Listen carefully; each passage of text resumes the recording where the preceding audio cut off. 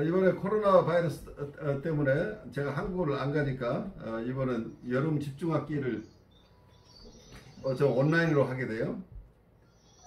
그래서 윤 강좌는 우리가 했으니까 필요 없는데 이번에 개설하는 것 중에 하나가 인간 성숙이론 캐러노나이 것을 6일 동안 집중적으로 하도록 강의를 하나 넣었어요. 그러니까 혹시 두 분 우리 목사님들도 그 강좌에 관심 있으시면 들어오셔도 좋아요. 8월 아마 세 번째 주쯤 될 거예요, 이게. 보통 서울에서 하는 방식으로 3시간 집중 강의를 해서 6일 동안 하면 18시간이 돼서 완전히 한 학기 과목을 끝내요. 그러니까 시간은 한국 시간 기준으로 해서 좀 여기 부담스럽긴 한데 아침 6시부터 9시까지, 한국 시간은 저녁 7시부터 밤 10시까지 하는 것으로. 여러분들 바쁘고 쉬어야 되겠지만 혹시 시간이 되시는 분 있으면 같이 참여해도 좋겠습니다. 메들린의 외침. 모든 시대의 시인과 예술가는 흔히 미래를 보는 자, 예언하는 자이기도 했다. 왜냐하면 그들은 자신들의 작품을 집단적 무의식의 신체에 떠올리기 때문이다. 그때그때의 시대 정신의 커다란 변환이 그곳에서 남몰래 준비되는 것이다. 그러므로 중세에서 17세기에 이르기까지 새로운 시대의 문제를 앞지른 상징 체계를 보여준 것은 연금술에 국한되지 않는다. 기사문화 시대에 최고의 꽃을 피웠던 성배나 성석의 비밀을 중심으로 엮어진 전설들과 시와 같은 예술가 집단이기도 했다. 이 주제를 형상화한 가장 위대한 시인이라 할 수 있는 볼프람 폰 에센바흐는 그의 작품 파시발에서 그 전설과 연금술의 상징성을 직접 연결시켰다. 그의 시에서 성배는 하늘에서 내려온 돌에 의해 대치된다. 그는 그것을 하늘의 돌이라고 부른다. 이 말은 연금술사들이 그들의 돌에 대해 사용한 말이다. 어떤 다른 소설 형식의 이야기에서 성배는 본래 니코데무스가 십자가에 못 박힌 그리스도의 심장에서 흘러내리는 피를 받은 납그릇이다. 다른 유화에 따르면 그리스도는 감옥에 있는 아리마티아의 요셉에게 나타나 그에게 자기의 피가 담긴 그릇을 건네주었다고 한다. 그래서 요셉은 최초의 성배 지킴이로 선택되었고 그로부터 성배 왕들의 계보가 이어졌다. 우리 두 목사님이 이걸 조금 설명해 주시는 게 좋을 것 같아요. 이게 저 신화 얘기인데 성경하고 관련된 얘기니까.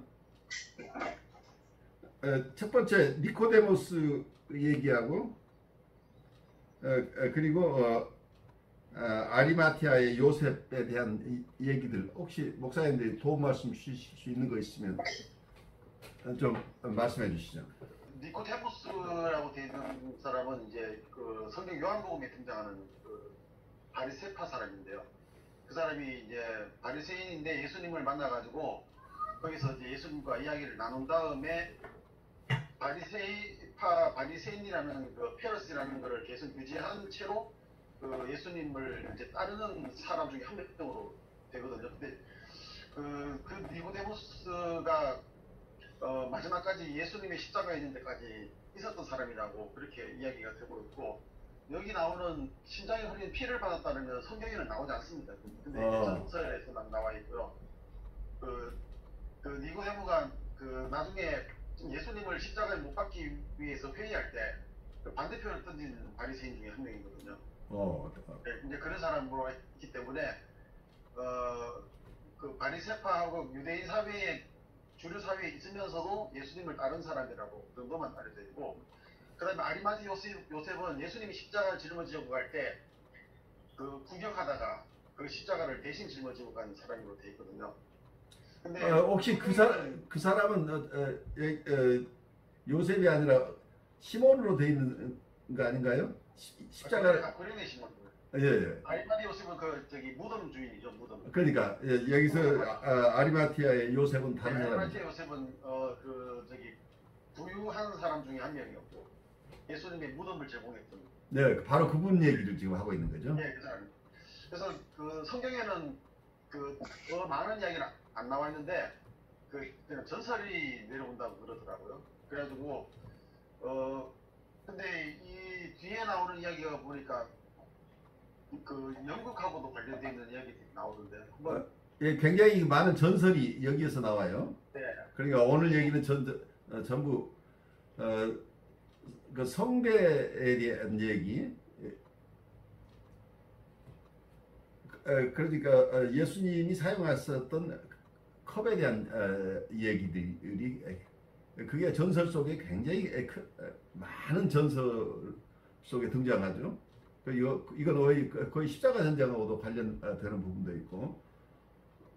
어떻게 보면 이 이야기가 뭐 여기서 말하는 니고데모나 아니면 아리마대 요셉은 실제 현존했던 인물이지만 그러나 성서에 기록됐던 이 사람들에 관해서는 어떤 구체적인 이야기를 하고 있지 않지만 여기서 나오는 어떤 성배 아니면 그 피를 받았던 납그릇 아니면 그리고 아리마대 요셉에게 전달되었던 그 피 담긴 그릇 이런 것들은 어떻게 보면 일종의 우리가 역사에 등한 메인테넌스가 있으면 그 메인테넌스 이후에 펼쳐져 있는 또 다른 일종의 야사라고도 이야기할 수 있는 그렇죠. 그런 부분에서 맥락도 연결시켜 볼 수도 있을 것 같습니다. 네. 이 내용이 등장한 시기가 그 성경의 마태복음이나 복음서가 나왔던 그 시기가 아니고 이야기가 나온 게 거의 로마가 국교화 되면서 나왔던 이야기들이라 가지고 원래 그 이스라엘의 성지순례를 가면은 그 성지순례를 일명 뭐라고 말하냐면은 믿거나 말거나 여행이라고 그러거든요.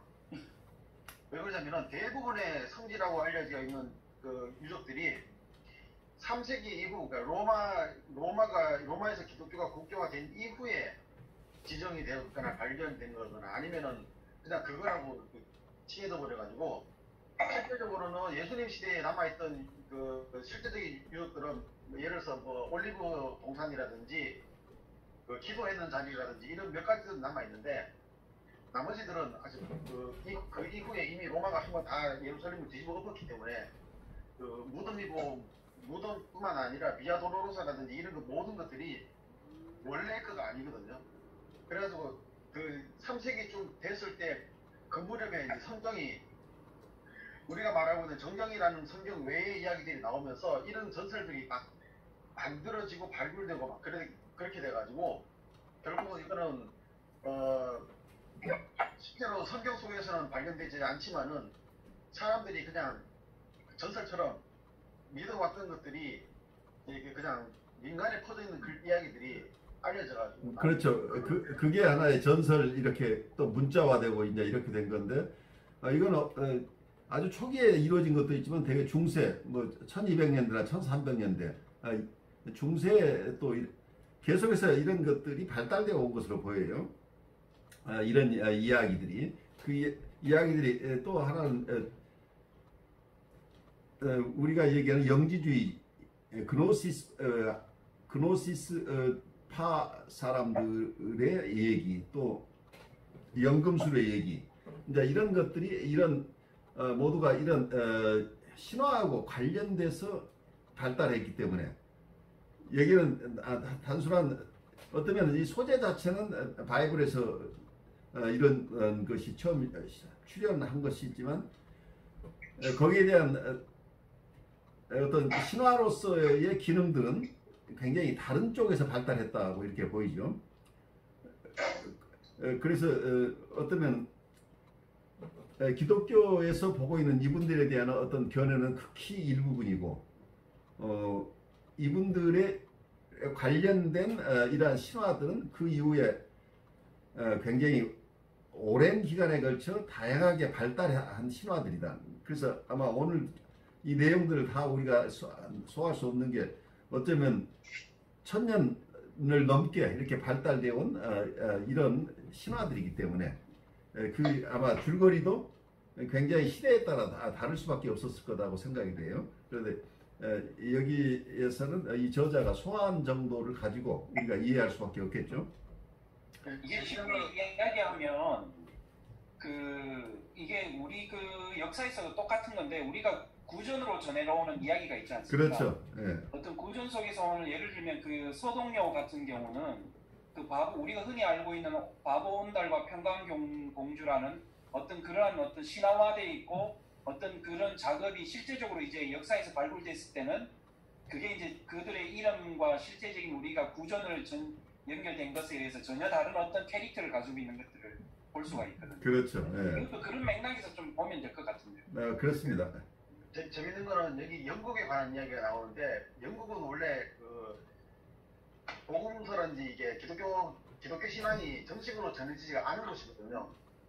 그래가지고 나중에 이후에 중세 이후에 영국에 복음을 전하러 갔더니 이미 교회가 있더랍니다. 그래가지고 깜짝 놀래가지고 여기는 제자들이나 사도들이나 그 이후에 사람이 건너가질 않았는데 어떻게 여기에 흔적이 있는가 했는데 아까 구레네 시몬 이야기 했는데 구레네 시몬이 그 교회를 세운 유적이 발견됐더라고요. 그래가지고 성경에 없는 어떤 이야기가 초기부터 뭔가가 있었는데 거기에 말하자면 교회의 어떤 그 제도나 이런 조직에 의해서 전해지는 게 아니라서 영국 같은 경우 특별히 영국에 있는 어떤 그 뭐라 해야 될까요? 자기네들의 문화 속에 있는 이야기들 그거하고 굉장히 많이 융합돼가지고 기독교인지 그냥 신화인지 모를 정도로 뒤섞여가지고 이게 우리가 아는 원탁 기사도 기독교와 연관이 되어 있는데 그 원탁 기사의 아서 그 왕이 그 칼을 들고 갈 때 그 요정들이 막 따라가거든요. 그 요정들이나 이런 뭐 용이라든지 이런 거는 우리가 기독교 문화에서는 안 나오는 건데 영국에만 있는 독특한 어떤 그 신화, 기독교적인 신화가 나타나거든요. 바로 그게 지금 여기서 나오는 호울리 그레일의 이야기들하고 연결돼 있죠. 그래서 오늘 책에 나오는 내용들이 이제 영국 쪽에 있는 그런 전사라고 많이 연관돼 있어가지고 일반적인 그 원래 있었던 그 로마의 중심으로 했던 기독교의 문화와는 많이 다른 그런 스타일의 이야기들이 나오고 있다고 그렇게 봐요. 그래요. 이게 다양한 신화들이 오늘 제시되는데 오늘 이 내용을 소화해 나가면서 그러니까 이게 역사적인 얘기라기보다는 신화니까 우리도 좀 플렉서블하게 이걸 따라가고 그의 어떤 의미인지 그 속에 드러나 숨겨져 있는 의미들이 어떤 것이 뭘 상징하는 것인지 이런 쪽에서 좀 우리가 이해하려고 애써보면 좋겠어요. 고대 그리스와 중세의 견해에 의하면 피는 시몬의 자리이며 존재 고유의 생명 원리다. 이 점에서 볼 때 많은 문헌에 그리스도의 무덤과 비교된 성배는 그리스도의 살아있는 혼, 그의 본체의 신비한 정수를 내포하고 있다. 그리스도의 성화된 몸이 사라진 뒤에도 그 신비한 정수는 이승에 남아 계속 활기 있게 작용하면서 치유의 영향력을 전파한다. 이 전설의 성립에 관련한 몇 가지 이야기들과 성배 주제의 상징적 의미를 살펴본다면 성배의 주제는 이집트의 오시리스 신화와 관계되는 것 같다. 이집트에서 생존 시에 태양신 르를 구체화했던 왕이 죽으면 그는 그로써 오시리스 신이 된다. 오시리스는 신격과 자연의 수동적이며 어두운 그리고 여성적 측면을 구현한다. 전설에 따르면 오시리스가 악마적인 신 세트에 의해 살해되자 악마는 그를 이제 여기서 악마적인 신의 이름이 세트예요.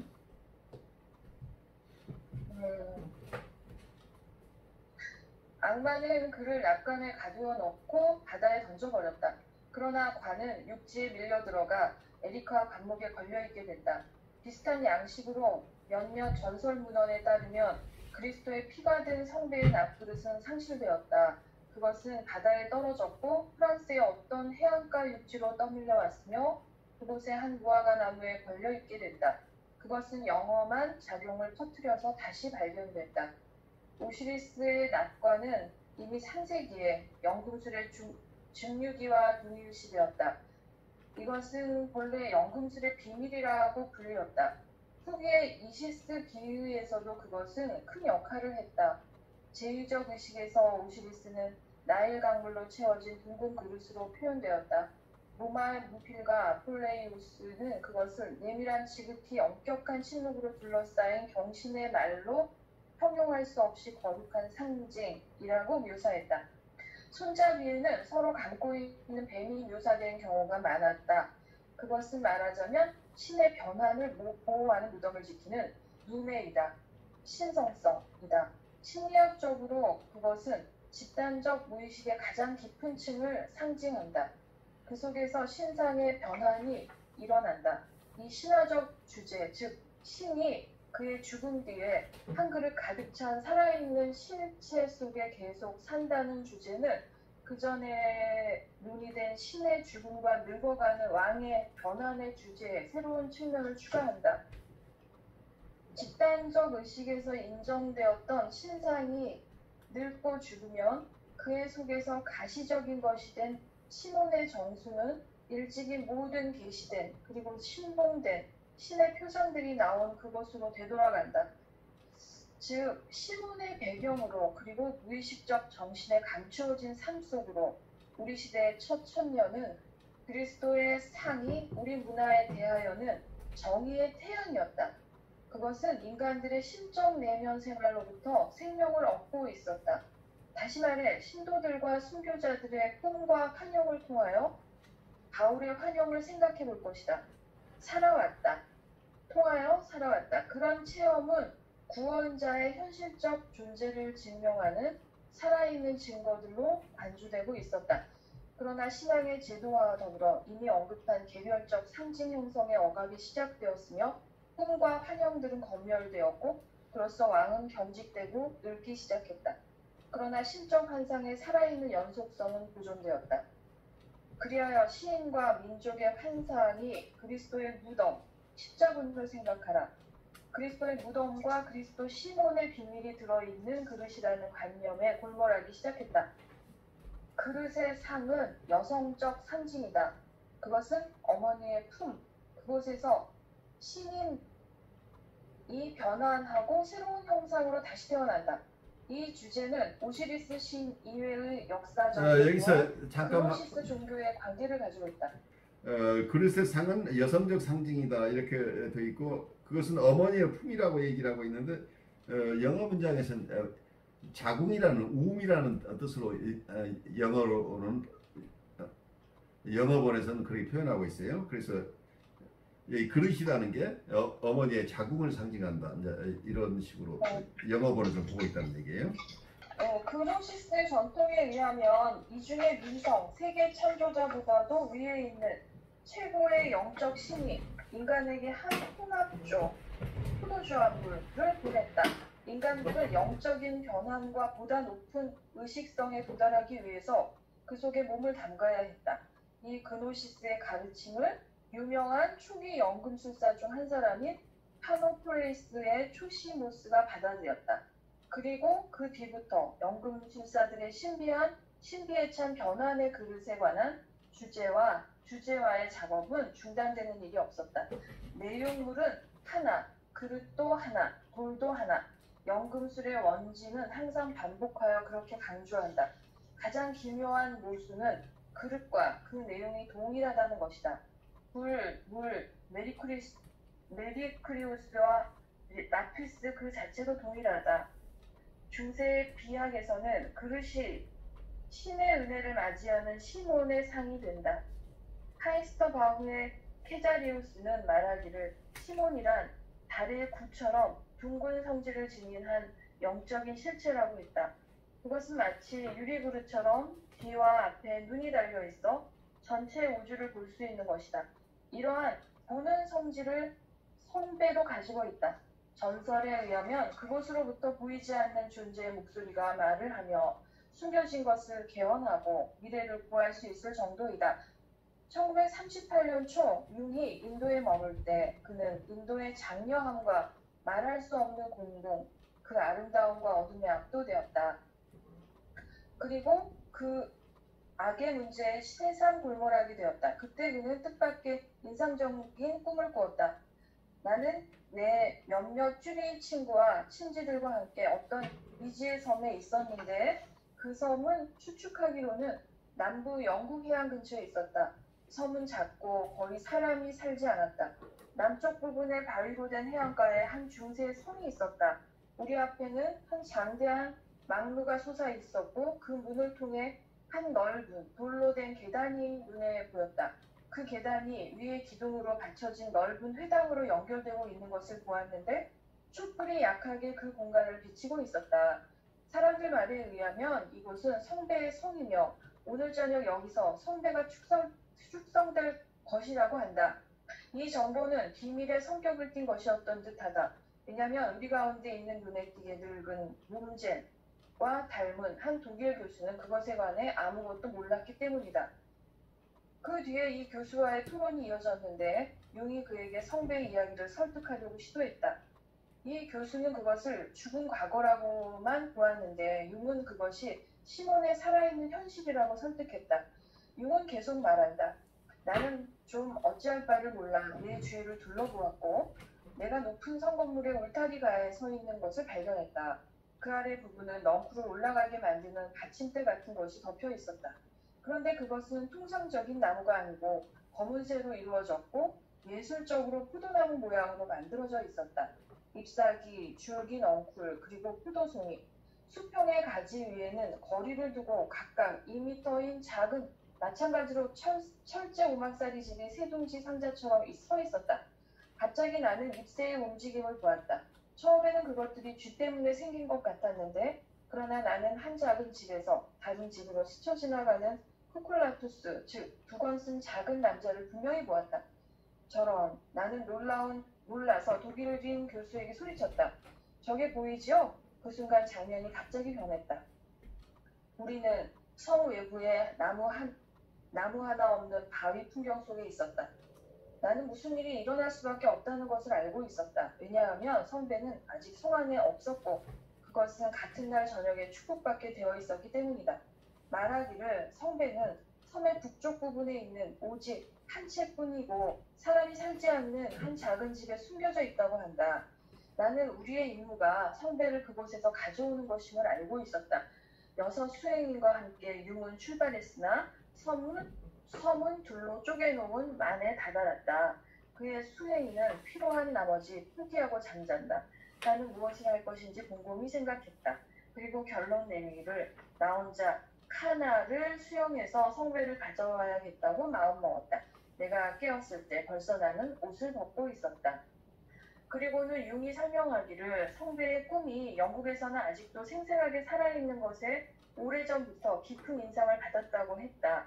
시적인 신화와 하나의 그릇, 하나의 의료, 하나의 돌에 관한 연구술의 표명이 일치한다는 사실을 분명히 알게 되었을 때 나에게 더 큰 감명을 주었다. 낮에 잊어버린 신하들은 밤이 계속 이야기하고 의식이 대수롭지 않게 본 강력한 인물들은 시인에 의해 다시 그 잠을 깨운다.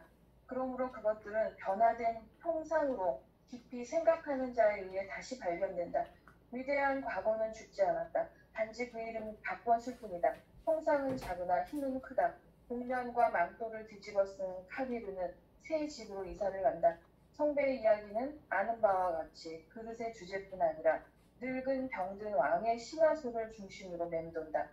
암포르타스는 불치의 상처를 앓고 있으며 그가 마침내 성배에 대한 모둠을 던지자 비로소 치유되고 그리고는 지배권을 팔치바트에게 양도한다.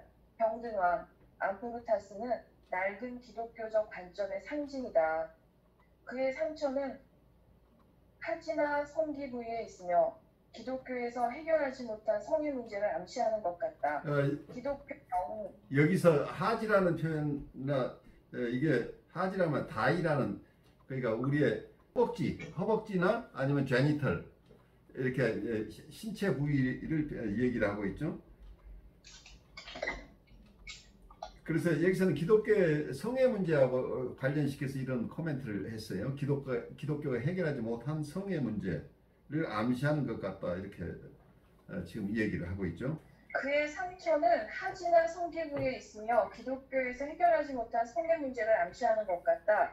기독교 영웅 파치발은 암포르타스 대신 왕위를 차지할 작정이었다. 그러나 그는 그 대신 항상 반복적으로 어두운 안트로포스 형상들을 만나고 이들과 대결해야 한다. 이 어두운 형제와는 결코 직접적 합일이 되지 않는다. 그리고 그것이 그토록 오래 그의 과제의 충족을 주저하게 만든다. 융은 자신의 아버지의 신적 고통을 공감했다. 아버지는 믿기를 원했으나 더 이상 믿을 수 없었다. 마치 암포르타스 숙명의 상과 같았다. 융은 다음과 같이 적고 있다. 나의 아버지에 대한 나의 추억은 암포르타스 상처를 앓은 고통받는 사람에 대한 기억이다.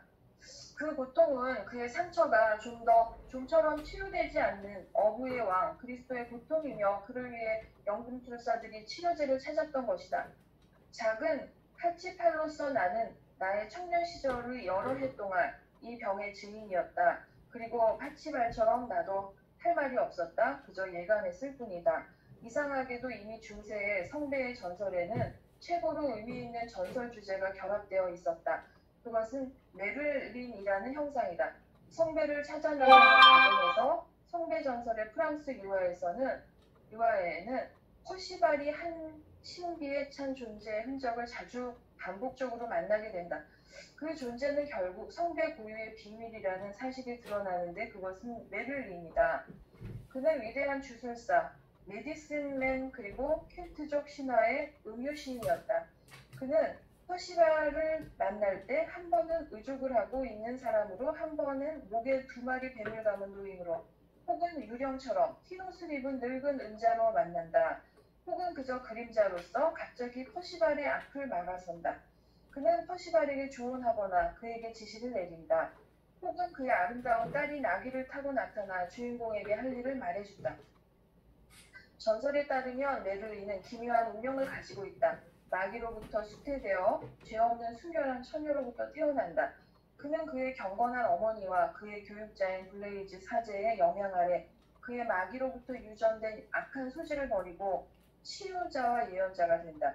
그러나 그럼에도 그는 기독교 교리가 가차없는 갈등 속으로 산산조각을 만든 저 원초적 대극을 그의 존재 안에서 합의한다. 여기가 잠깐만요. 합의한다고 지금 돼 있는데 사실은 영어 원문에는 어떻게 돼 있냐면 Nevertheless, these primal opposites exist together in its nature.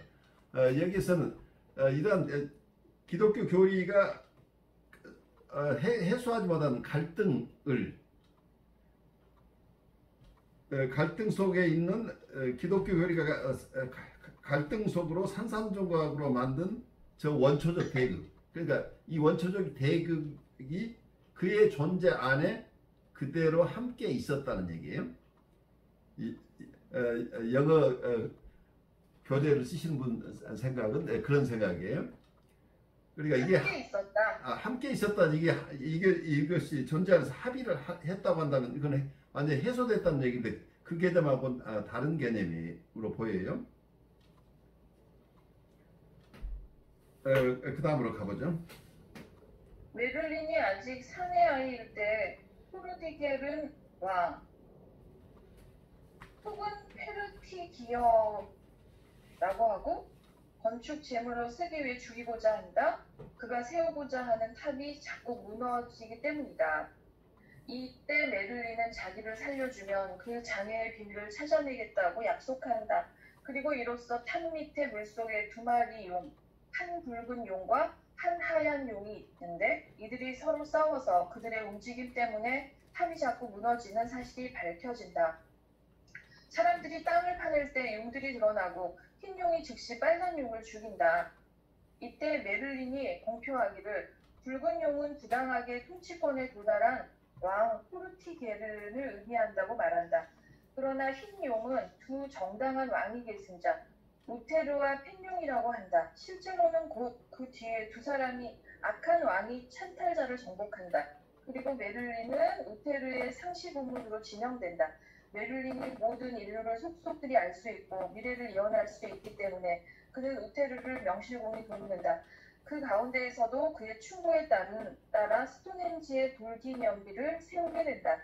그런데 메를린은 이미 그에 앞서 그의 의붓아버지 블레이즈에게 자기가 그에게 알려주고자 하는 것을 받아 적도록 부탁하였다. 그것은 성배에 관한 이야기, 아리마티아의 요셉에 관한 이야기, 그리고 그 자신의 탄생에 관한 이야기다. 그는 블레이즈에게 말한다. 복음자들은 우리 주님에 관해서 그들이 직접 보지 않고 듣지 않은 것은 아무것도 적지 않았소. 그대 또한 그대가 나로부터 들은 것 이외에는 아무것도 적지 마라. 그리고 내가 어두운 존재이기 때문에 그리고 내가 나를 드러내고 싶지 않은 곳에서는 항상 그렇게 어둡고 감추어진 채 있을 것이기에 책 또한 어둡고 비밀스러워야 한다. 그러자 메를린은 이제 우테르 왕에게도 성배 이야기를 하며 이렇게 말한다. 우리 주님이 인류를 구원하기 위해 땅 위에 내려왔음을 믿어야 합니다. 그는 그 뒤에 그릇과 아리마티아의 요셉에 관하여 보고하고 왕에게 이른바 세 번째 성배 탁자를 세울 것을 요구한다. 첫 번째 탁자는 그리스도가 그의 젊은이들과 만찬을 한 탁자라고 한다. 두 번째 네모난 탁자는 아리마티아의 요셉을 위해 세웠는데 그 탁자 위에 그가 최후의 만찬을 기리기 위해 성배를 받쳐두고 있던 탁자다. 이제 왕이 세워야 할 세 번째 탁자는 둥글어야 한다. 왕은 탁자를 세우기 위한 장소로 웨일즈의 카듀엘 땅을 선택하고 50명의 선발된 기사를 성령 강림제에 와서 성령 강림제에 아서왕의 대리석 원탁으로 불러들였다. 이렇게 성배 공동체가 형성된다. 그러나 메를린은 이렇게 말한다. 그는 이제부터 멀리 물러나 있을 것이라고. 여기 모인 사람들은 그들이 본 사건을 믿어야 한다. 그리고 나는 내가 그것을 만들었다고 그들이 생각하는 것을 원치 않는다.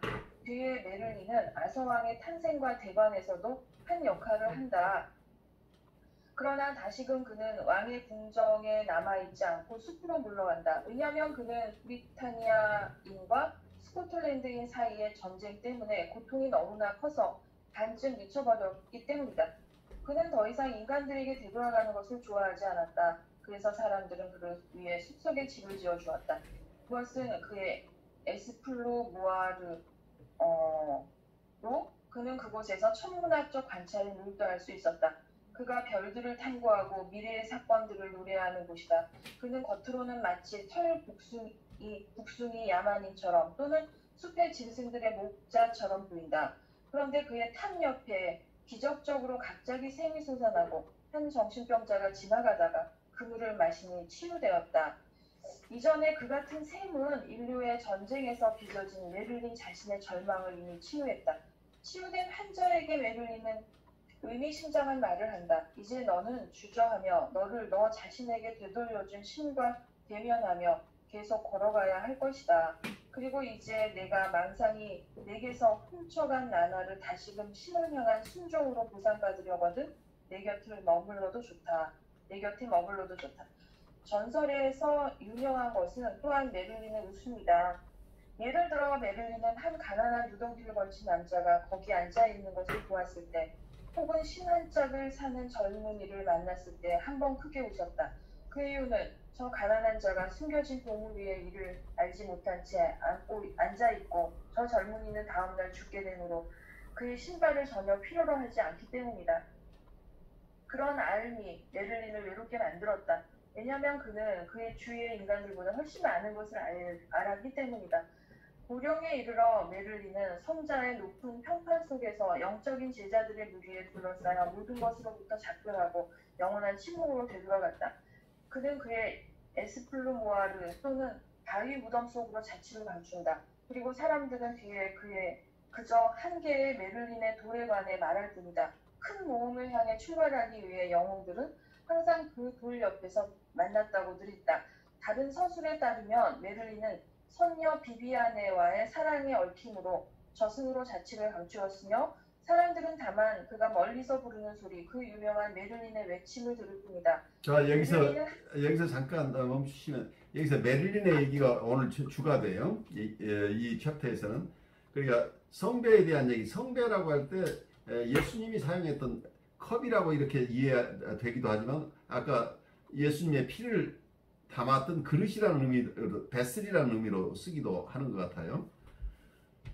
그래서 어떤 예수님이 사용했던 컵이라고 하거나, 근데 거기에도 컵 자체도 좀 더 예수님의 피라는 상징적인 의미, 예수님의 피를 담는 컵이었다고 보통 이 얘기를 하고 있죠.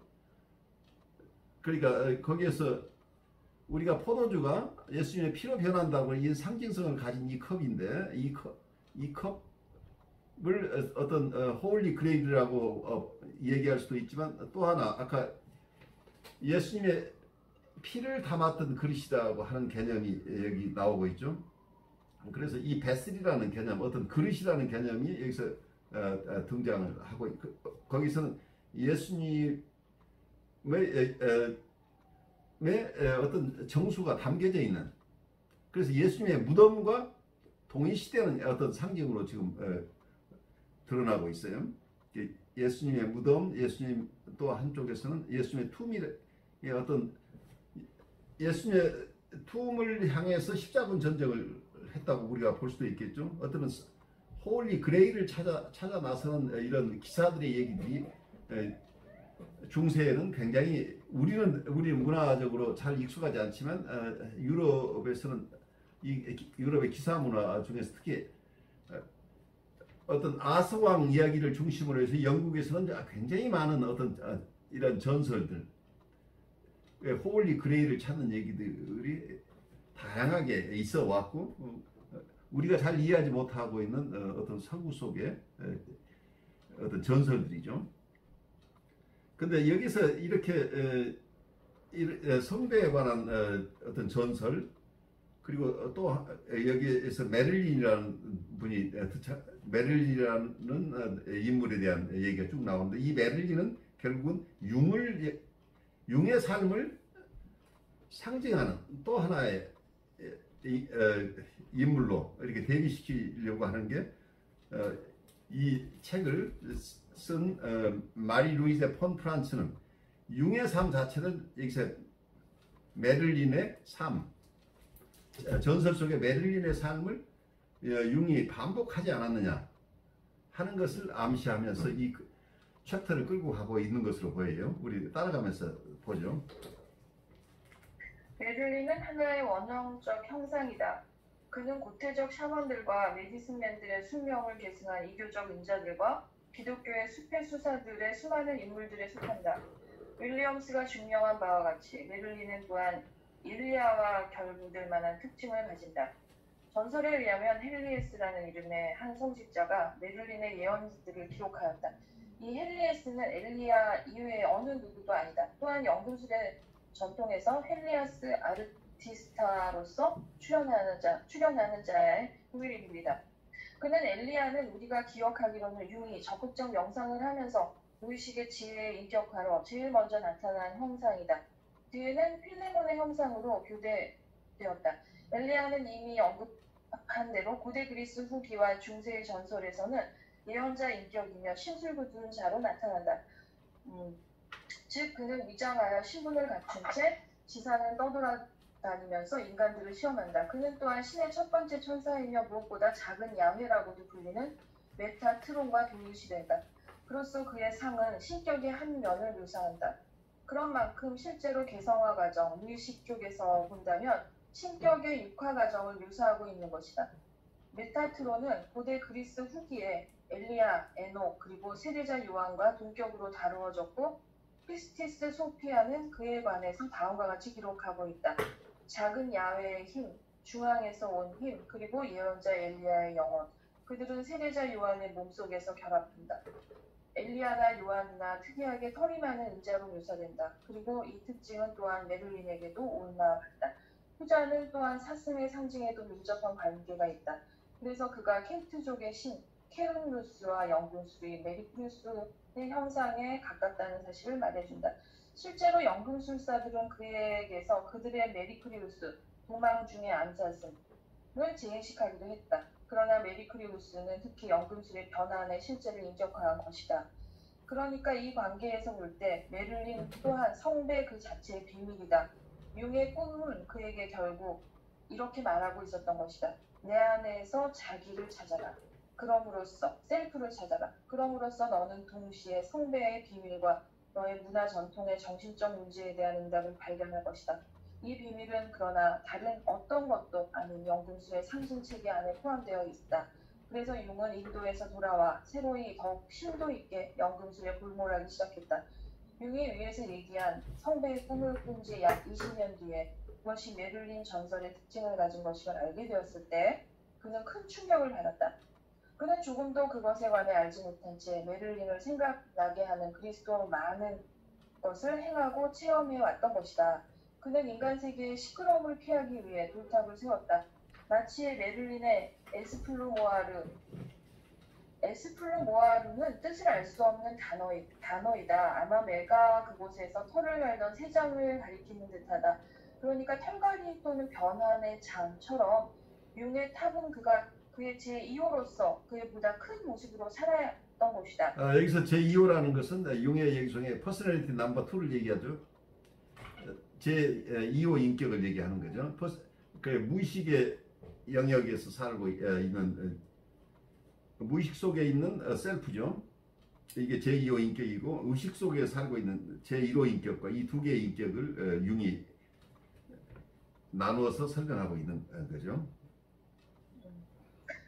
그는 다음과 같이 기술하고 있다. 처음부터 탑은 나에게 성숙의 장이 되었다. 그 속에서 내가 있고 과거에 있었으며 앞으로 있게 될 그러한 내가 다시 들 수 있는 어머니의 품 또는 어머니의 모습, 모성적 형상이었다. 탑은 마치 내가 둘 속에서 다시 태어난 것과 같은 느낌을 나에게 주었다. 불링겐에서 나는 나에 일치하는 것, 나의 가장 고유한 존재 속에 있다. 이곳에서 나는 이른바 어머니의 태초의 아들이다. 태초의 아들은 연금술의 표현인데 아주 현명한 말이다. 왜냐하면 태초의 남자는 내가 어릴 때 이미 경험한 항상 지금껏 살아왔고 앞으로 살게 될 제2호 인격이기 때문이다. 나의 환상 속에서 그 태초의 것은 필레몬의 형성을 취했다. 그리고 볼링겐에서 그는 살아있다. 나는 그곳에서 두 번째 사람으로 산다. 그리고 삶 전체를 그 생성과 소멸을 본다. 융의 탑도 메를린의 경우처럼 처음에는 샘이 없었다. 융은 물을 호수에서 얻어와야 했다. 수년 뒤 아주 가까이에서 사람들이 샘을 발견하였고 그는 그 물을 저장하게 하여 사용하였다. 그 물은 정신병을 치유하지는 않았으나 융이 시몬의 내면에서 발견한 것들이 그 역할을 하고 있다. 융 또한 그의 웃음으로 메를린처럼 유명했다. 그는 사방에서 상황 희극을 보았고 그것을 즐겼다. 한 번은 카자 에라노스의 위편 가로로 차를 몰고 가던 사람이 승용차를 멈추고 내려서서 누가 저 아래에서 그렇게 속 시원하게 웃었는지 묻기 위해 아래쪽으로 내려갔다. 그리고 로렌스 판데어 토스트는 융에게 말했다. 당신은 정말 이 세상에 오직 유일한 명예 부시맨이요.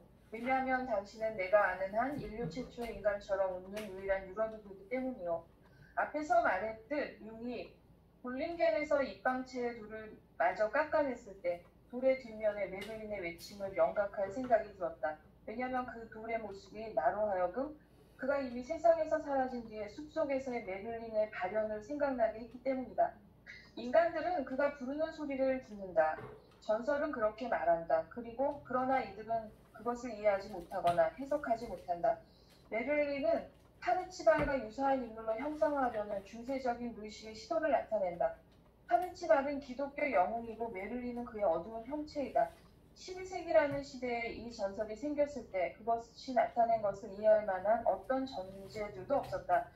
그러므로 그는 추방되어 버리고 여기서 어떤 전제들이라고 하는 게 이게 아마 영어의 프레미시스란 말을 번역한 것 같은데 그 당시에는 이런 것을 이해할 만한 어떤 이해의 틀이 없었다 이런 얘기죠.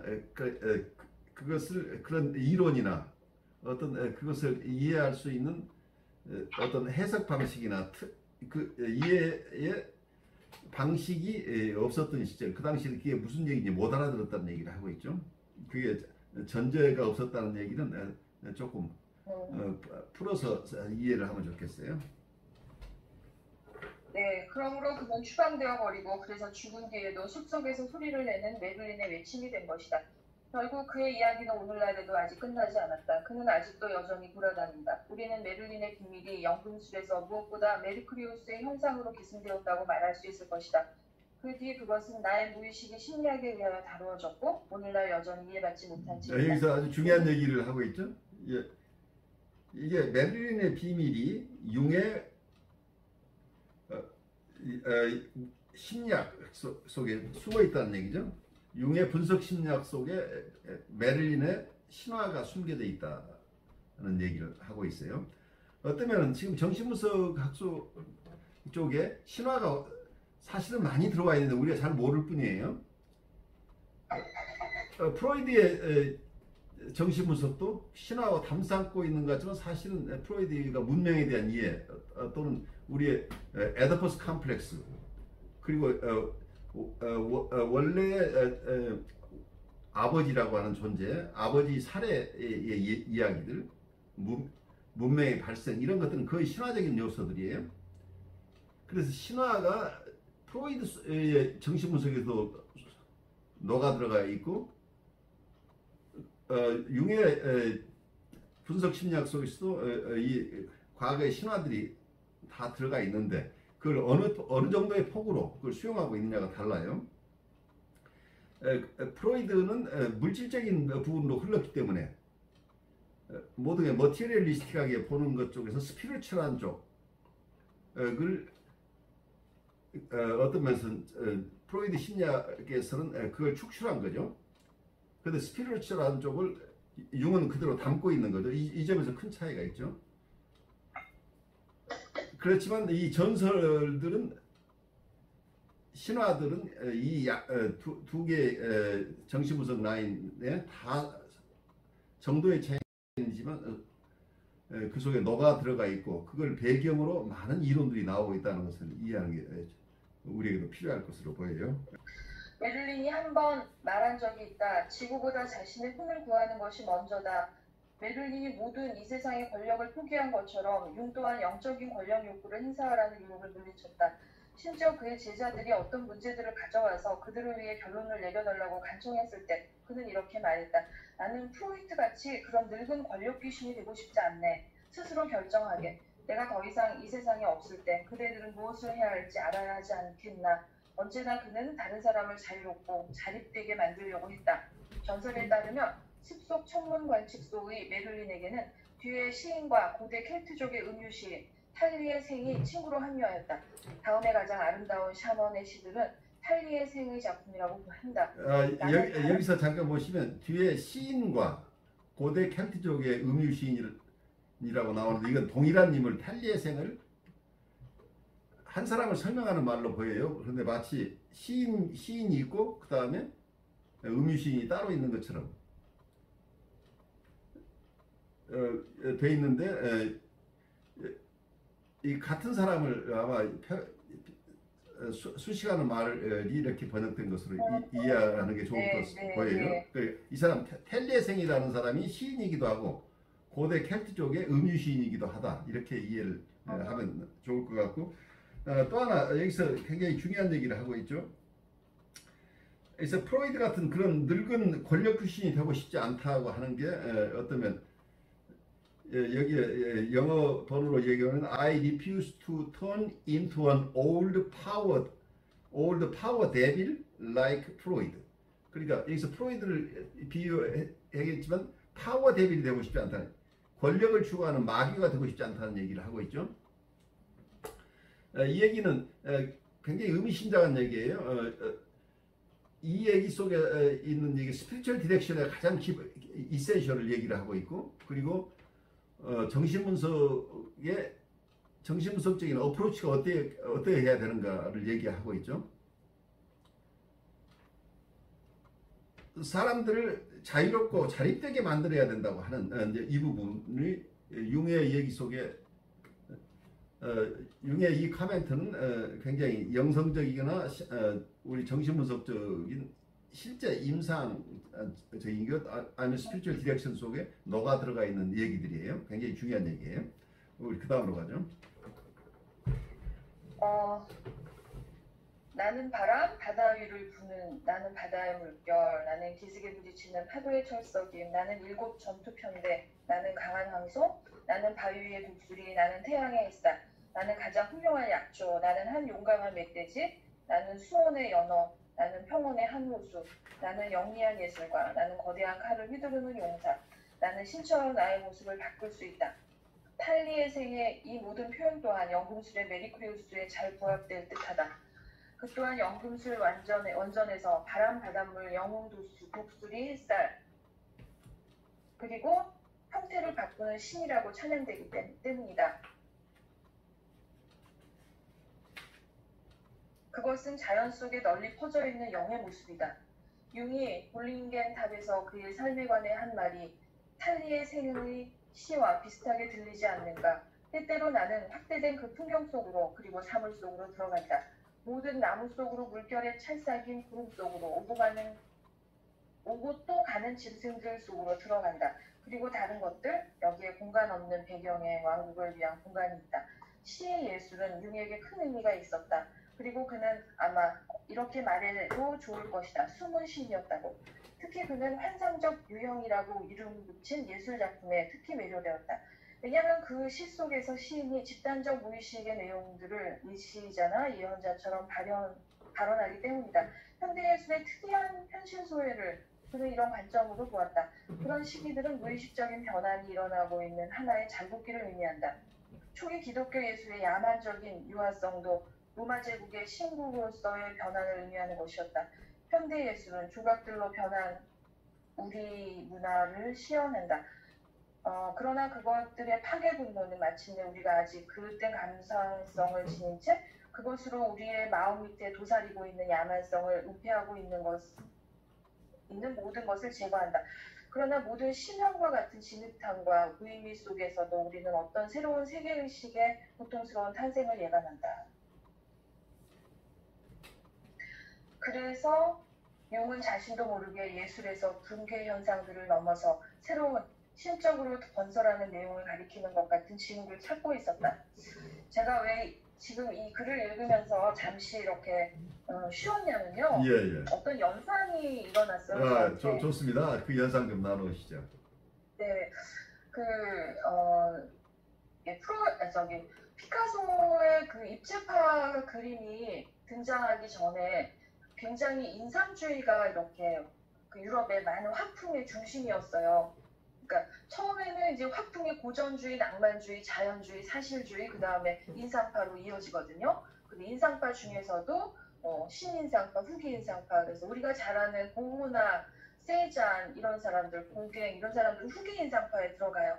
그런데 이렇게 계속 그런 화풍으로 가리라 했는데 사진기가 만들어지면서 이미 이제 그 사실을 그림을 이렇게 사실처럼 그리는 게 별로 의미가 없어져요. 그렇게 되죠. 네. 등장하면서 이제 피카소의 이제 그런 어떤 청색 시대를 지나서 물론 피카소도 인상주의 영향을 받았죠. 그런데 이제 이 피카소는 뭔가 이렇게 그림을 온전하게 그리지 않고 막 이렇게 분해하죠.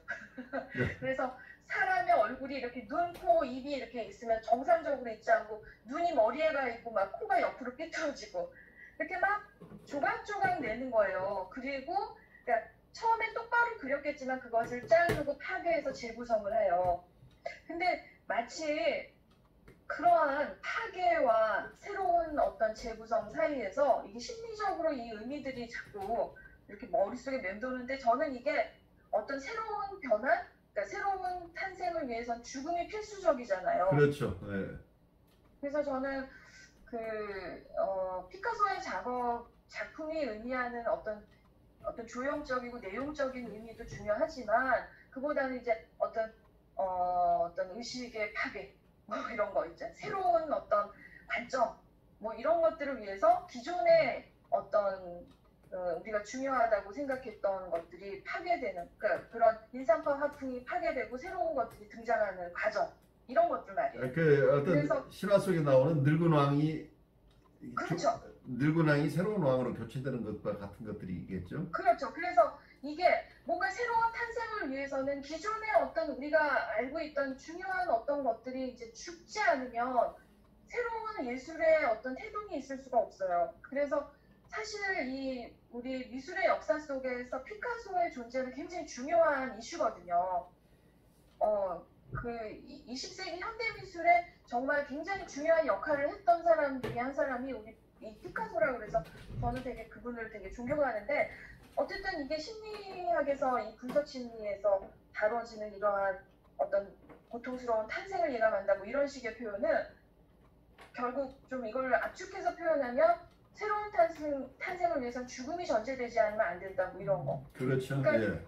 그것들이 그러니까 이거를 우리의 심리적인 어떤 상황에서 묘사를 해본다면 기존의 자아가 있잖아요. 근데 그 자아가 죽어야 이렇게 셀프가 새로운 탄생을 할까요? 기존에 내가 알고 있던 나가 죽지 않으면 새로운 탄생이 어렵잖아요. 뭐 그런 생각까지도 연결해보는. 그러니까 네. 우리는 왜곡된 자아를 많이 가지고 있죠. 그렇죠. 왜곡된 그 셀프 자체에 대한 디스토션이 일어나게 된다면 원래의 내 자아가 자기가 드러나기 굉장히 힘들어지는 거죠. 완고하게 자기가 아닌 자기를 자기라고 믿고 있다고 한다면 이게 무너뜨려지지 않으면 정작 태어나야 될 자기가 태어나지 못한다는 얘기죠.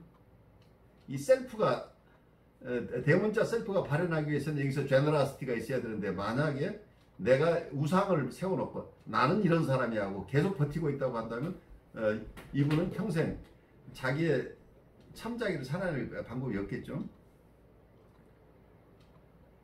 아까 301쪽에서 융이 말한 언제나 그는 다른 사람을 자유롭고 자립되게 만들려고 했다. 융이 말한 게 아니라 호프란츠가 얘기한 그 자유롭고 자립되다라는 표현에서 되게 많은 영감을 얻는 것 같아요.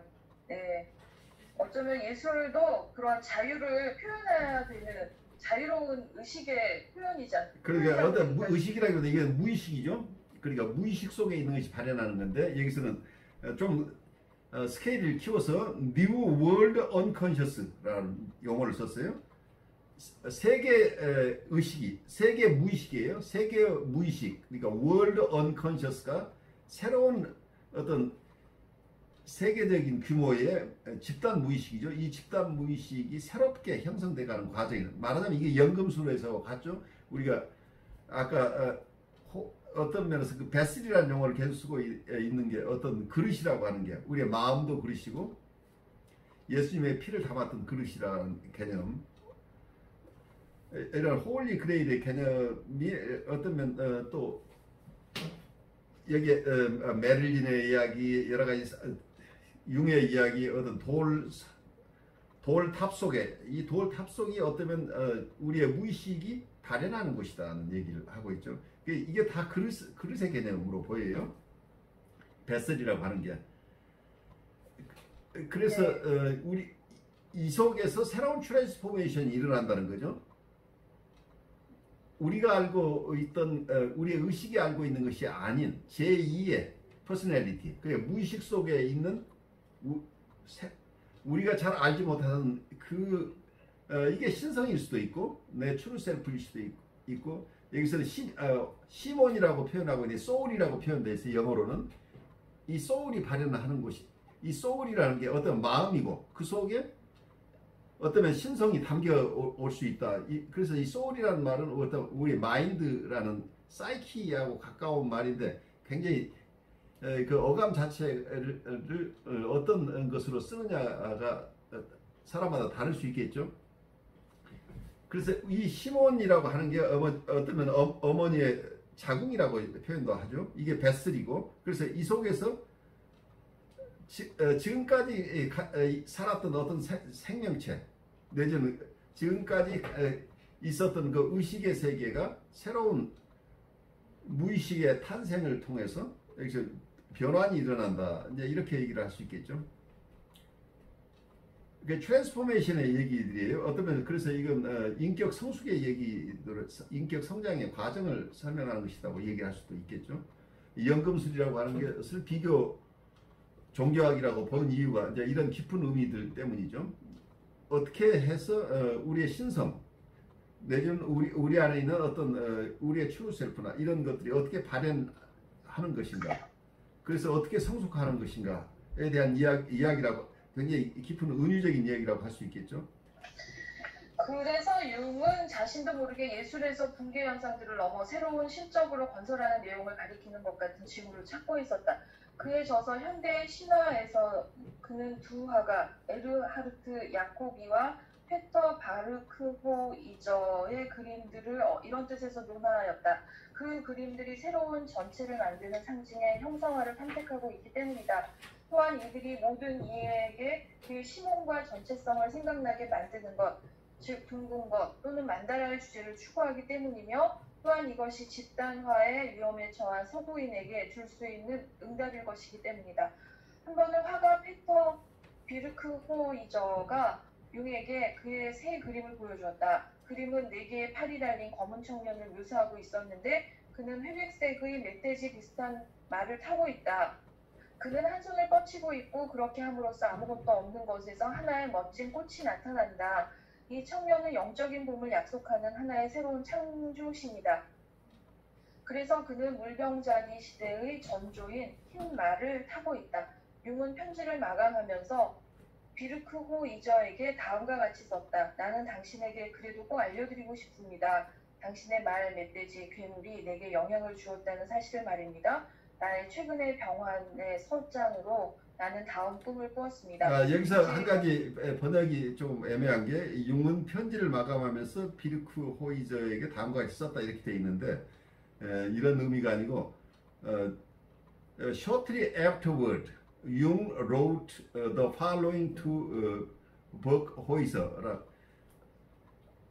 그래서 여기서는 이 청년의 그림을 보고 나서 바로 그 이후에 다음과 같은 편지를 썼다예요. 그러니까 여기에 편지를 마감하면서 이런 게 했다는 얘기는 원문에 없는 얘기예요. 네. 지금 편지의 내용을 이거 계속해서 얘기하고 있는데 갑자기 이게 편지를 마감하면서 썼다고 하는 것이 앞뒤가 안 맞죠? 그런 얘기가 아니고 번역이 좀 예. 이상하지. 네. 그 다음으로 읽을까요? 가죠? 예. 네, 미지의 장소, 미지의 시간에 나와 5만 년 전에 살아있음직한 원시부족 추장이 공중에 떠있듯이 하고 있었다. 우리들은 이제 마침내 저 큰 사건이 일어나리라는 것을 알고 있다. 태초의 멧돼지, 한 거대한 신화적 짐승을 드디어 죽이는 데 성공하였던 것이다. 그는 가죽이 벗겨지고 그의 머리는 절단되고 몸은 길이에 따라 토막내지는 그때 그것이 마치 도살한 돼지와 같았다. 두 반쪽은 오직 목에 걸쳐 있을 뿐이다. 우리는 그 일 때문에 바쁘다. 즉 그 엄청난 고기 덩어리를 우리의 부족들에게 공급하는 것은 우리의 과제인 것이다. 그러나 이 과제를 수행하는 것이 쉽지 않다. 한 번은 고기가 흐르는 강물에 떨어지고 강물은 그것을 바다로 끌어갔다. 그곳에서 우리는 그것을 다시 가져와야 한다. 드디어 우리는 우리의 부족 곁으로 온다. 수경지 또는 거주지는 직사각형으로 설치되어 있다. 원시림 한가운데 혹은 바다의 섬 위에 있다. 거기에서 대대적인 제의적 음식 축제가 벌어질 것이라 한다. 이 꿈의 근거는 다음과 같다. 우리의 칼파, 세계의 시기의 시초의 비슈누는 새로운 세계를 마치 한 아름다운 처녀처럼 만들었다. 그러나 큰 구렁이가 이 새로운 창조물을 바닷속으로 끌어내렸다. 비슈누는 멧돼지의 형상이 되어 그녀를 그곳에서 다시 끌어올렸다. 이 세계 시기 끝에 비슈누는 흰말로 변하고 하나의 새로운 세계를 가져오게 된다. 이것은 물병자리 시대를 도입하는 페가수스에 관련된다. 이 페가수스를 융은 또한 그가 그의 탑에 조각한 마지막 구조에 새겨 넣었다. 페가수스는 한 아니마 모성 이미지와 더불어 조각했는데 그녀가 그의 영적 정수를 마시려고 하는 모습이다. 그는 다음과 같은 글을 적고 있다. 그 속에서 무의식의 물고기들이 헤엄치는 바다는 이제 끝났다. 이제 물은 물의 정령의 항아리 속에 있다. 즉 의식의 그릇에 있다. 우리는 본능으로부터 무의식으로부터 단절되어 있다. 그래서 우리는 본능을 길러야 한다. 그렇지 않으면 우리는 메말라진다. 그러므로 물의 정령은 물고기에게 마실 것을 준다. 시의 예술과 조형 예술만이 융에게 큰 의미를 가진 것이 아니고 음악 또한 그러했다. 음악가 중에서 그는 요한 세바스찬 바흐를 특히 높이 평가했다. 그에 관해서 융은 단번 이런 말을 했다. 바흐는 셰익스피어처럼 완전히 자유롭게 창조적인 심층을 살았던 소수의 몇몇 천재 중 한 사람이라고. 그는 이들의 예술을 어떤 자아 간섭으로도 오염되지 않은 무의식의 표현이라고 느꼈다. 융은 결국 모든 아름다움에 대하여 비상한 감수성을 가지고 있었다. 그의 감각적 감수성은 극도로 섬세한 뉘앙스에도 반응했다. 그러나 그는 유미주의의 잘못된 길, 즉 아름다움이 도덕적으로 무관한 자체 목적이 되고 더 이상 전체 인간과 결부되지 않은 곳에 들어가 자신을 잃어버리지 않도록 조심했다. 그가 죽음 전 그는 볼링겐의 에올스 하프를 설치하려고 생각했었다. 그 하프는 나무에 걸친 현악기인데 이 악기를 통해 바람이 스쳐 나가면서 신기한 소리를 불러일으키는 것이다. 참으로 메를린 같은 착상이다. 그의 머리에 떠오른 것은 아마도 장자가 이것을 그리도 잘 기술한 음악의 원초적 상 또는 원초적 현상이었을 것이다. 장자는 그것을 대지의 풍금 연주라 부른다. 위대한 자연은 그들의 숨을 내쉰다. 사람은 그것을 바람이라 부른다. 이제 그는 불지 않는다. 그러나 그가 불면 세차게 모든 구멍이 소리를 낸다. 그대는 아직 한 번도 이 쏴싸하는 소리를 들은 적이 없는가. 산지 살림의 가파른 기습, 태초의 나무들, 동굴들, 그리고 구멍들. 그것들은 마치 코, 입, 귀, 지붕의 뼈대, 보리, 절구, 웅덩이, 물 웅덩이 등과 같다. 거기서 쉿 하는 소리가 난다. 윙윙거린다. 후중한다. 크게 숨쉬는 소리가 난다. 거기서 부른다. 호소한다. 진동한다. 거기서 꽝 하는 소리가 난다. 시작의 소리는 날카로운 소리로 울린다. 그 다음에는 힘겹게 헐떡거리는 소리가 되고 바람이 부드럽게 불면 조용한 조화가 있다. 소용돌이 폭풍이 일어나면 강한 조화가 있다. 그 다음에 회색의 폭풍이 일어나면 모든 구멍들은 비어있는 채로 있다. 그런 그대는 아직 한 번도 보지 못했는가? 어떻게 그때는 모든 것이 나지막이 따라서 떨리는지, 그리고 은밀하게 활동하는지를. 그리고 하늘이 풍금 연주, 그것은 수천의 서로 다른 종류의 소리를 울린다. 그러나 그 뒤에는 각각의 음향들이 그치게 하고 음향 전체를 높이 울리게 하는 힘이 있다. 이의 원동력, 그것은 누구인가? 어떤 유형의 전설에 따르면 메를린은 비비안의 니니안의 풍수의 부인 또는 모르간의 라 부르는 요정의 마법에 걸려 사라진다. 그녀는 그를 하얀 가시덤불 속에 얽어 놓거나 미라로 만든 한 쌍의 연인이 누워있는 무덤에 묻어버린다. 하인리히 침머는 메를린의 이 퇴각을 비길 데 없이 아름답게 기술하였다. 무의식은 세계의 축성의 표지를 부여하고 다시 고요함 속으로 되돌아갔다. 메를린은 알면서 미니안의 마법에 자신을 맡기고 그는 태연히 세상에서 그 스스로 고요함으로 돌아간 어떤 인도의 신이 보여준 해탈의 저 높은 경지로 올라선다. 세계는 원탁, 통치를 위해 여행과 모험을 위해 존재한다. 그러나 메를린은 영원히 꽃을 피우는 하얀 가시덤불을 자기 집으로 삼는다. 메를린, 무시간성의 통달한 마술사, 그리고 미래자, 한 수정구 내면에서 반짝거리는 상들을 바라보듯 그는 그 속에서 시간의 강위를 떠돈다. 융이 이승의 삶을 마감할 시간이 가까워 왔을 때 저 축복된 결혼식은 상들이 다시 그에게 되돌아왔다. 그는 그것이 이미 죽음에 임박해서 한 번 본 일이 있었다. 미국의 세라노가 그를 방문하고 그와 융합의 문제에 관해 말했을 때 몽상에 빠진 듯 그는 다음과 같이 혼잣말을 했다. 옛날 옛적에 한 곳이 있었다. 하나의 불, 하나의 수정, 하나의 여왕과 하나의 왕, 하나의 한 사랑하는 자와 그의 연인. 어딘가에 오랜 옛날의 바닷속 섬 가운데 5,000년 전에 그런 것들은 사랑이다. 시몬의 신비한 꽃이다. 그것이 중심작이다. 아무도 내 생각을 모른다. 그저 한 시인만이 그것을 짐작할 수 있을지. 죽음은 내적인 세계 대륙의 마지막 위대한 합인이며 축복된 부활의 결혼식이다. 그것을 중국인은 황천에서의 어두운 합일이라 불렀다. 그들의 견해에 의하면 죽음에서의 인간은 먼저 그의 두 가지 영혼 부분으로 분해된다. 즉 하나는 어두움, 원리에 속하는 여성적인 부분, 백인데 이것은 땅에 가라앉는다. 그리고 다른 하나는 혼으로 양에 속하며 하늘에 올라간다. 둘은 그 속에 계속 여행한다. 여성적 부분은 서방의 여성적 신격으로, 다른 것은 동방의 음부 또는 황천으로 간다. 서방의 여주인과 동방의 주인은 그 뒤에 어두운 합의를 거행한다. 그리고 그 속에서 죽은 자는 무게도 없고 보이지 않는 새로운 존재로 부활한다. 그리고 그것은 태양처럼 떠다니며 구름과 함께 항해할 수 있다. 자, 여기서 잠깐만요. 미아네와의 사랑의 합의 아래서 사라진 것은 혹시 여기 잠깐 멈출까요? 여기 잠깐 멈춰서 그 앞에 서방의 여주인과 동방의 주인은 그 뒤에 어두운 합의를 거행한다 하는데, 이 서방의 여주인과 동방의 주인은 누구를 어떤 주체를 얘기하나요?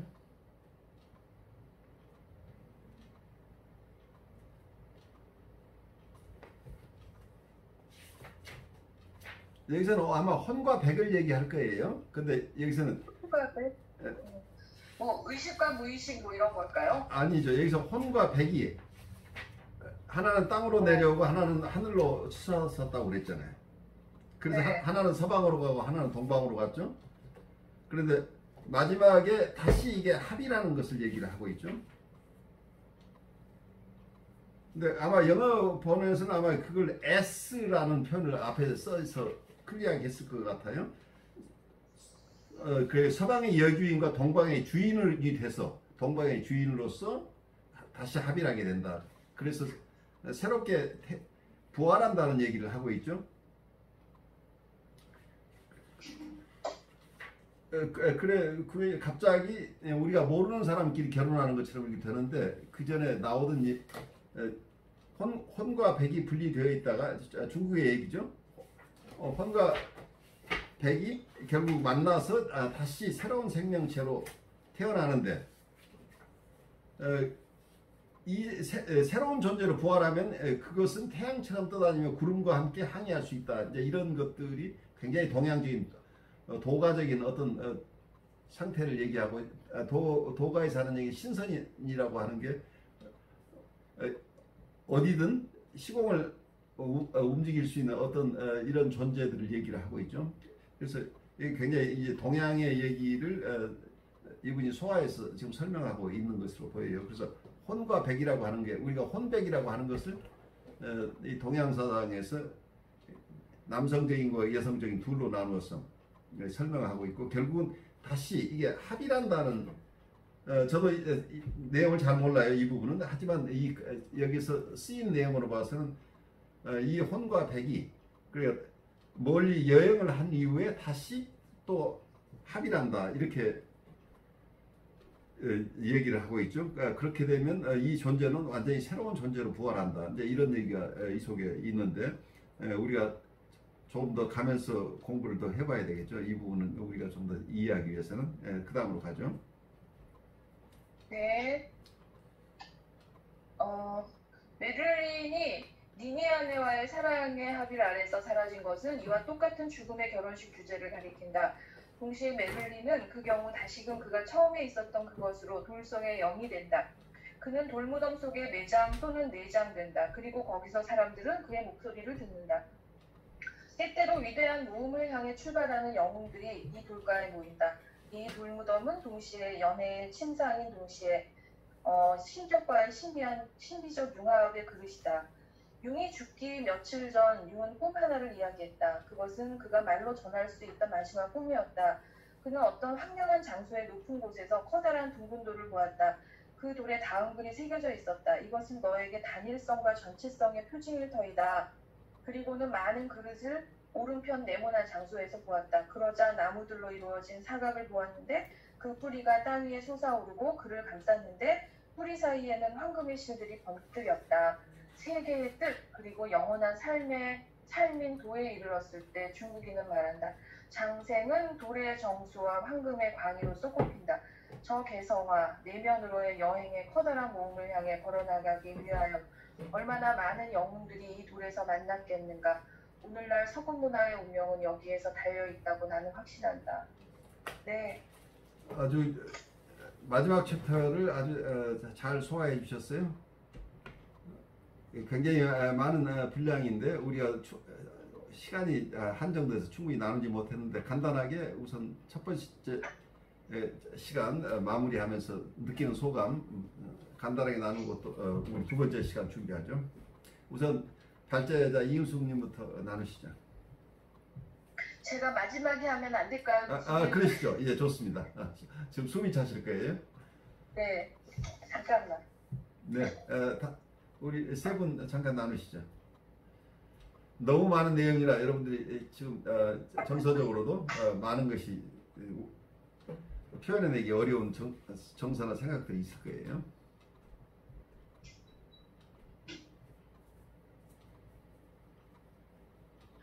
저부터 잠깐 말씀드리면요. 저는 일단 이 챕터와 연결시하고 또 쭉 지금까지 봐오면서 어떤 상징이나 신화 이런 것들을 통해서 인간의 어떤 내면의 원초적인 모습을 바라볼 수 있는 끊임없는 어떤 한 중거의 틀이 된다고 좀 생각이 많이 들었었습니다. 그래서 이게 어떤 이 상징이나 신화 자체가 의미를 더 두기보다도 이 상징과 신화 속에서 들어있는 그 내용의 의미를 통해서 끊임없이 우리 인간의 본연의 어떤 무의식을 발견하려고 하는 그런 근거의 끈이 되지 않을까 생각하면서 오늘 이 메를린의 외침이라든지 어떤 이런 성배도 나오고 그릇도 나오고 이런 모든 것들이 우리가 어떤 이런 정신 분석을 통해서 깊이 하면 할수록 이게 어떻게 엄밀히 따지면 굉장히 과학적이면서도 또 다른 부분에 한 인간의 영혼을 만지고 터치하는 굉장히 어떤 스피리추얼한 어떤 그 작업이 우리 속에 이 작업 속에 숨어 있다는 것이죠. 그래서 이것은 어떤 종교를 떠나서 어떤 사람과 마주하고 대면하고 섰을 때 그 사람의 어떤 보여지는 외형적인 모습만을 가지고 이야기하는 게 아니라 보여지는 그 이미지, 그 이면에 숨어 있는 그 사람의 어떤 영혼에 대한 어떤 그것까지도 우리가 바라볼 수 있는 어떤 그 과정 속에서 그걸 통해서 이제 저의 제 자신의 무의식도 발견하게 되고 끊임없이 그걸 통해서 어떤 도전과 스트러글링과 연결할 수 있는 그런 점들이 있음으로 인해 가지고 여기에서 굉장히 어떻게 보면 또 한쪽에서 저는 혼란 속에 빠지는 듯한 느낌도 있는데 또 어떻게 보면 이것을 통해서 이 작업을 통해서 나오는 게 또 하나의 또 어떤 아주 굉장히 어떤 클리어한 어떤 단순한 어떤 심플한 주제를 우리에게 또 던져주고 있지 않나 그렇게 또 보여지는 이미지로 또 저에게 좀 다가오는 것 같습니다. 예, 좋습니다. 예, 제가 말씀드리겠습니다. 저는 사실 이 융의 신화나 이런 집단 무의식의 이 어떤 전설이나 이런 거가 굉장히 어렵다고 항상 느꼈고 그래서 저한테 굉장히 저항이 많이 되는 내용들이에요. 그런데 그 신화의 내용을 좀 인내롭게 제가 좀 읽어가면서 뭔가 거기에 메시지를 좀 알아들었으면 좋겠는데 참 이상하게 뭔가 이런 얘기를 읽다 보면 답답해지는 거예요. 네. 그래서 이런 그 저의 마음을 보면 내가 확실히 많이 마음이 문명화된 쪽에 들어있구나 이런 생각이 들고 그리고 이제 어떤 인간을 그냥 단순히 어떤 사람이다 뭐 이렇게 그냥 늘 일반적으로 우리가 늘 생각하는 그 의식의 범위 속에서만 모든 걸 판단하고 결론을 내리고 찾고 했는데 가만히 생각하니까 좀 더 또 다른 차원에서 사람이 뭐지? 영혼이 뭘까? 내가 어떻게 하다 사람이 됐지? 막 이렇게 뚱딴지 같은 질문도 한번 해보게 되는. 근데 한번 어떤 분이 그런 얘기를 하시는 거예요. 상담자신데 교회에서 이제 이렇게 연설을 하게 됐어요. 강의를. 근데 하느님이 우리를 창조하셨는데 우리는 그분이 창조한 대로 살아야 되는데 그분이 우리 한 사람 한 사람에게 어떤 숲을 불어넣고 뭔가를 이렇게 잘 살아가라고 특징을 줬는데 그렇게 살지 못하고 있는 경우도 있다 이런 식의 표현들을 했어요. 근데 그때 제가 머릿속에서 이렇게 무슨 불이 탁 켜지는 느낌이 들더라고요. 그래서 내가 타고난 어떤 본능적인 것들 그리고 이 사회에 살아가면서 이렇게 사회에서 이렇게 배우고 학습한 것들 속에서 항상 갈등하는 그런 것들 그런데 결국 우리가 내 무의식에서 정말 뭘 원하는지 내가 어떤 사람이기를 원하는지 이런 것들을 잘 모르고 살고 있지 않나 알고 있는데 그 알고 있는 게 다가 아닌 것 같다는 생각도 들고 그래서 어쩌면은 우리가 이제 내담자를 만날 때도 마찬가지고 저 자신도 마찬가지지만 뭔가 자꾸 새롭게 발견하고 의식함으로써 뭔가 좀 변화되는 과정을 살고 있지 않는가 싶어요. 네. 그래서 저는 오늘 이 얘기를 읽으면서 변환되는 과정, 성숙하는 과정이 인생이 아닌가 이런 생각도 들고요. 그래서 조금 깊이 고민을 하게 되는 시간이네요, 교수님. 아주 많은 좋은 인사이트를 나눠줘서 고마워요. 그래서 여기서 융이 하는 얘기 결국은 셀프를 찾으라는 얘기. Seek the self within. 내 안에서의 그 대문자 셀프예요. 제2호 인격으로서 셀프. 이 셀프가 어떤 면에서는 소울이라고 하고 이 얘기를 하기도 하죠. 소울이라는 용어가 시몬이라는 얘기를 쓰기도 하고 그런데 또 어떤 표현은 이 소울을 통해서 신이 주시는 은총을 담아낸다 이런 얘기도 나오기도 하고 여러 용어로 사용을 하는데 어쨌든 우리가 우리 안에 있는 트루 셀프가 발현하도록 되어야 이 트루 셀프가 있음으로써 하느님이 주시는 은총도 여기에 담을 수 있다. 뭐 이런 얘기까지도 갈 수 있겠죠. 내가 담을 그릇이 없다고 한다면 트랜스포메이션이 일어날 곳이 없잖아요. 베슬이 있어야 된, 그릇이 있어야 된. 그래서 예수님의 피를 담았던 베슬이라고 하는 어떤 이런 개념, 예수님의 가장 중요한 부분들을 담은 그릇이라는 개념의 홀리 그레이라고 하는 게 여러 가지를 상징할 수 있겠죠. 우리 마음 안에도 어떤 베슬을 생각해 볼 수 있겠죠. 그래서 어쩌면 이 베슬이라고 하는 게 그릇이라고 하는 것, 이게 융이 이렇게 표현하고 있는데 비원에 가면 이게 더 컨테이너라는 개념으로 바뀌지 않나 싶어요.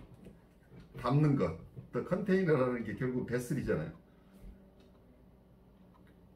거기에 더 컨테인드라고 하는 게 다른 것이 담길 수 있게 해서는 우선 베슬이 있어야 돼요. 그래서 이게 담는 마음이 굉장히 중요해서 어떤 면에서는 그 담는 마음이 여러 가지로 얘기할 수 있지만 굉장히 셀프하고 트루 셀프를 이원화해서 생각할 수도 있지만 또 한쪽에서는 우리가 그릇이라는 쪽에서 상징으로 본다면 이걸 통합해서 내가 정말 좋은 그릇을 가지고 있어야 단단한 베슬, 깨지지 않는 베슬을 안전하게 가지고 있어야 이게 어떤 면에서는 연금술에서 금을 재련할 수 있으려면 이게 증류기가 아주 좋은 것이 있어야 되겠죠.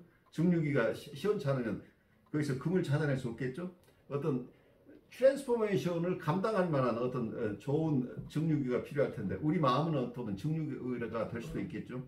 이 속에서 트랜스포메이션들이 일어나야 되는데 이런 여러 가지 이 상징을 받아들이는 사람마다 각각 다르게 받아들이죠. 그러니까 너무 이지적으로 받아들이는 것보다는 여러분들의 판타지 속에서 이 베스를 어떻게 받아들일 것이냐, 이 그릇을 어떻게 이해할 것이냐가 중요하지 않을까 싶어요. 우리 또 두 분 말씀 나눠주시죠.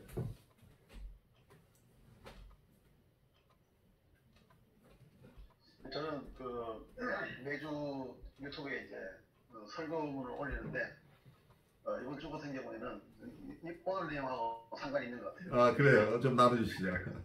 네, 그 창세기 4장에 나오는 가인과 아벨의 이야기가 나오는데 거기서 보통은 가인과 아벨이 어떻게 예배를 드렸냐 가지고 가인과 가인의 제물을 하나님께서 받으셨고 가인과 가인의 제물은 하나님께서 받지 않으셨고 아벨과 아벨의 제물은 받으셨다는 그런 이야기인데 보통은 일반적인 설교에서는 어디에 집중하느냐면은 예배의 방법에 많이 집중하거든요. 방법이라든지 아니면은 그냥 아벨이 어떤 성품이었느냐 이 정도만 이야기하는데 근데 그 이야기 자체는 원래는 아벨보다는 가인에 집중되어 있는 이야기라고 볼 수 있거든요. 그래서 가인이 가지고 있는 어떤 마음 상태가 어떻게 보면은 지금으로 말하면 아까 이무승이 말한 문명에 묶여있는 모습 있는 말 그것과 마찬가지로 문명적이고 의식적이고 표면적인 것들에 묶여있는 그런 모습이라고 볼 수 있거든요. 그래서 그 모습은 질문이 어디서부터 나오냐면은 처음에 이제 아담하고 이브가 나올 때 뱀이 이브에게 묻는 질문이 그걸 보통 사람들은 그냥 단순하게 유혹이라고 생각하는데 그 질문 자체가 아주 재밌는 게 간교한 질문인데 사람을 어떤 의식적이고 표면적인 것에 그 프레임 안에 갇혀버리는 질문을 하고 말았거든요. 그래서 그 질문을 들었을 때 더 깊은 의미를 발견하는 것이 아니라 표면에 있는 눈에 보이는 것들에 묶여버릴 수밖에 없고 그 다음부터 계속 대화가 그쪽으로 나갈 수밖에 없다는 거죠. 그래서 최초의 인간은 간교한 질문에 의해 가지고 무의식적이고 더 영원한 것, 영적인 것을 탐구하는 것보다는 눈에 보이는 것에 사로잡혀 있는 것을 성경에서는 처음부터 그걸 묘사하고 있는 거라고 제가 이제 봤거든요. 근데 가인의 모습이 그걸 그대로 따라가는 것이었다 하면 아벨이라는 사람은 다른 게 뭐냐면은 더 깊은 내면의 것을 발견한 사람이라고 볼 수 있거든요. 그래서 하나님께서 질문을 던질 때 무슨 질문을 던지냐면은 뱀의 간교한 질문이 아니라 왜라는 질문을 던집니다. 어째서 왜 너의 마음은 어쩌한가를 왜 하면서 내면 깊은 데를 자꾸 탐구해 들어가는 질문을 하기 시작한다는 거예요. 근데 재밌는 것은 가인이 그 질문을 들었을 때 그 답을 거부해버리고 아주 저항하는 힘이 강력하게 나오게 되고 나중에는 그런 하나님의 질문들, 왜 그렇게 했느냐, 왜 너의 마음은 그러하냐라는 것을 외면해버리고 결국은 아벨을 죽이고 말하는 이야기로 나오거든요. 그래서 저는 이걸 보면서 아까 이제 중세 이후의 어떤 모습들을 이 책에는 이야기하고 있지만은 어떻게 보면은 처음부터 성경에서는 그걸 다루고 있었다는 이제 그런 생각을 하게 됩니다. 그래서 우리는 질문을 던질 때에 무엇이 어떻게 되었냐보다 더 중요한 거는 왜 그렇게 되었냐가 어쩌면 더 중요할 수도 있다는 생각이 들거든요. 그래서 신화나 전설이나 전래동화라든지 이런 것들이 많은 사람들은 학적으로 말하면 어떻게 전달되었는지를 많이 이야기하는데 사실은 우리한테 중요한 거는 어떻게 전달되었는지가 아니라 왜 전달되었는가가 이제 중요하다는 거죠. 그 영국에 있었던 그 성배의 이야기가 사실은 다 무시해도 될 만한 이야기인데 그게 어째서 기독교의 문명처럼 그게 쑥 넘어와가지고 전달될 수 있었고 마치 어떤 중세 기독교에 포함된 이야기처럼 다룰 수 있게 되었는가 또 왜라는 것이 중요하잖아요. 그래서 이 왜라는 질문을 자꾸 던지게 되면은 결국은 어떤 겉에 드러나는 모습이 아니라 그 깊은 내면의 것을 찾을 수 있게 되지 않을까 그런 생각을 해보고요. 우리 인간도 존재하는 것은 어떻게 존재했느냐가 아니라 진짜 중요한 것은 왜 존재하느냐 이게 중요하다는 거죠. 그래서 이 책에서 이제 마지막 챕터에서 이야기하고 있는 것이 메를린의 외침이라는 게 결국은 이 메를린이 이 사람은 융과 같이 이제 연결시켜서 생각하면서 사람들은 다른 학문적인 과학적인 것 이런 문명들 때문에 표면적이고 의식에만 사로잡혀 있는 것을 이제 융은 거기에 대해서 아까 가인과 아벨에 대해서 하나님께서 인간에게 왜라는 질문을 던지는 것처럼 어떤 너 내면 속에 깊이 들어갈 수 있도록 융의 외침, 이게 메를린의 외침이라는 게 같은 맥락으로 그렇게 이야기하고 있다고 생각됩니다. 그래서 심리학을 한다든지 상담을 한다든지 이런 치료자라든지 또는 영적 지도자라든지 어쩌면 미래의 어떤 인간의 존재의 의미를 발견하기 위한 사람이라면 결국 우리는 어떤 겉으로 드러나는 것보다는 이 융이 말했던 그런 무의식이라든지 성경에서 말하고 있는 어떤 영적인 영성면이라든지 이런 것들에 대해서 우리가 좀 더 깊은 의미에 가까이 다가갈 수 있는 질문들을 우리가 자꾸 던지면서 가야 되지 않을까. 그럼 우리 또한 이 책에서 말하는 메를린의 외침이라는 것을 우리가 할 수 있지 않을까. 그런 생각까지 해봤습니다. 아주 중요한 통찰을 나눠주셨어요. 어떤 성경과 지금 융이 하는 얘기들 아니면 융을 지금 설명하고 있는 루이제 폰 프란츠가 얘기하고 있는 것들 다 통하는 얘기들이죠. 서로 동떨어진 얘기 같지만 결국은 인간을 어떻게 이해하느냐, 인간은 어떻게 성숙해 가는가 하는 이론하고 다 연결되는 것으로 보여요.